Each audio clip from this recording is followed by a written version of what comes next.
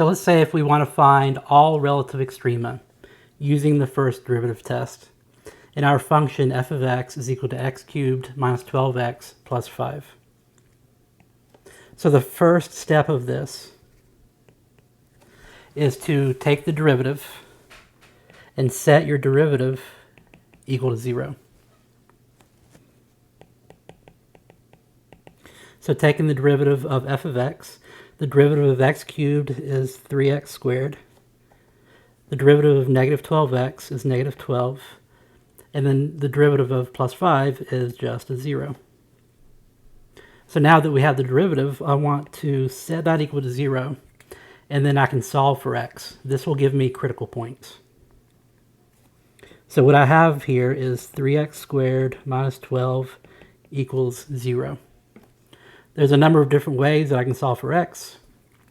I'm just going to move this 12 over to the other side of the equal sign. So I'm going to add 12 to both sides. That gives me 3x squared is equal to 12. Then I can divide both sides by 3. Then I'll have x is equal to 4. X squared is equal to 4, rather. And then now I can just take the square root of both sides, and that will give us x is equal to 2. But remember, since you took the square root of both sides, you have to put a plus or minus in front of that. So I get 2 answers for that. X is equal to plus or minus 2. So these are critical points.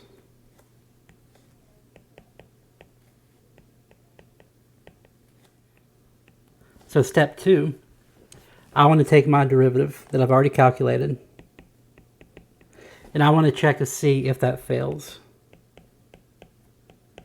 And you might remember from last week when we did the extreme value theorem, a derivative fails whenever you end up dividing by 0, so it would not exist at some point.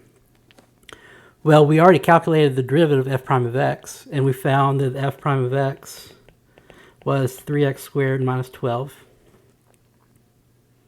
So this function never fails, because at no point of 3x squared minus 12 am I dividing by 0. So no, this doesn't fail. That means that there are no critical points found here in step 2. The third thing that we want to do is something called a sign test. So to do a sign test, you want to draw a number line.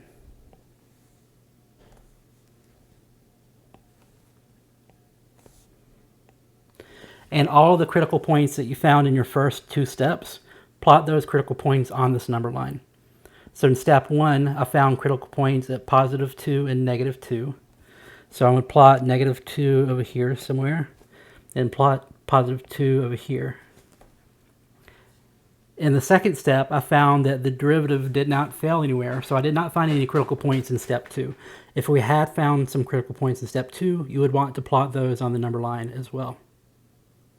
So in order to do a sign test, you want to find values around these critical points.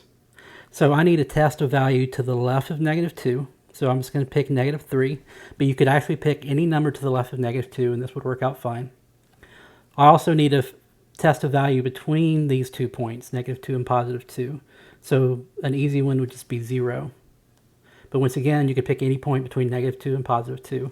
And then a point to the right of positive 2, I'm going to choose 3.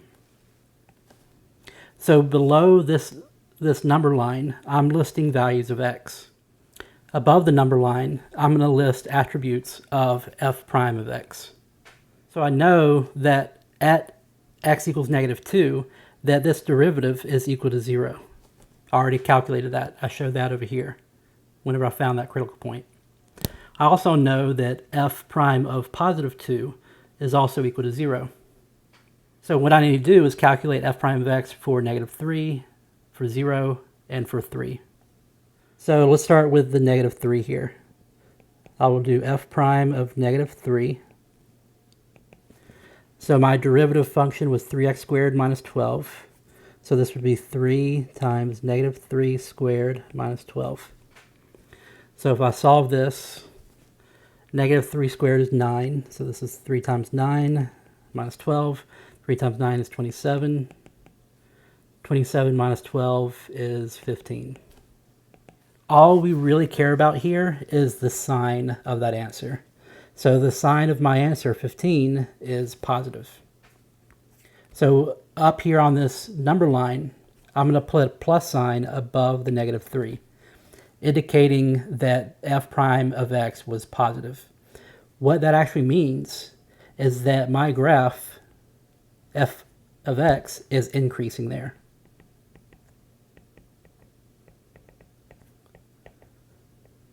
So now let's test between these critical points.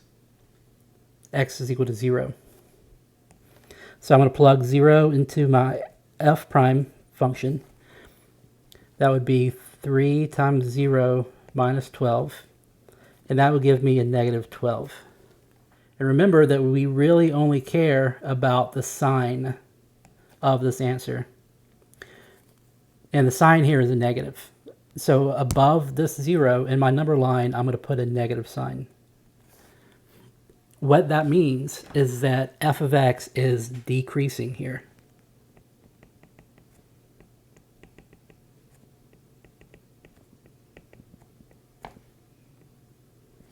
And so finally, I just want to do the same thing to the right of this last critical point. So I'll do this for f prime of 3. This would give me 3 times 3 squared minus 12, which is 3 times 9 is 27 minus 12 is 15. 15 is positive, so I'm going to put a positive sign above there.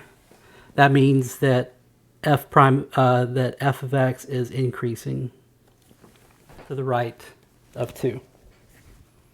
So now we can use what we learned earlier with these key points. So in key point number 2, this said that if f prime of x changes from positive to negative at x equals c, then there is a relative max at x is equal to c.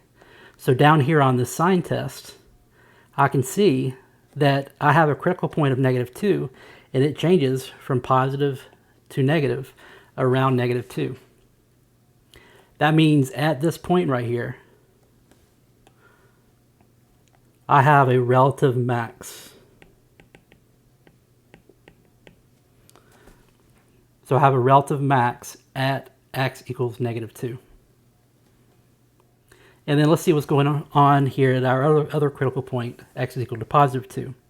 So to the left of the positive 2, I have a negative derivative, and to the right of positive 2, I have a positive derivative. So we can see in our notes earlier that if f prime changes from negative to positive at a point x equals c, that means that there is a relative minimum. So f prime of x changes signs from negative to positive around x equals 2. That means that there is a relative minimum at x equals 2. So now, just to sum everything up, since f prime of x changes from positive to negative at x equals 2, so we showed that on our sign test. To the left of negative 2 is positive, to the right of negative 2 is negative, so it changes from positive to negative at x equals negative 2. That means that there is a relative max at x equals 2. And then finally, since f prime of x changes from negative to positive at x equals 2, and we showed that on the sign test, to the left of 2, f prime is negative, to the right of 2, x prime was positive. So since f prime of x changes from negative to positive at x equals 2, that means that there is a relative minimum at x equals 2.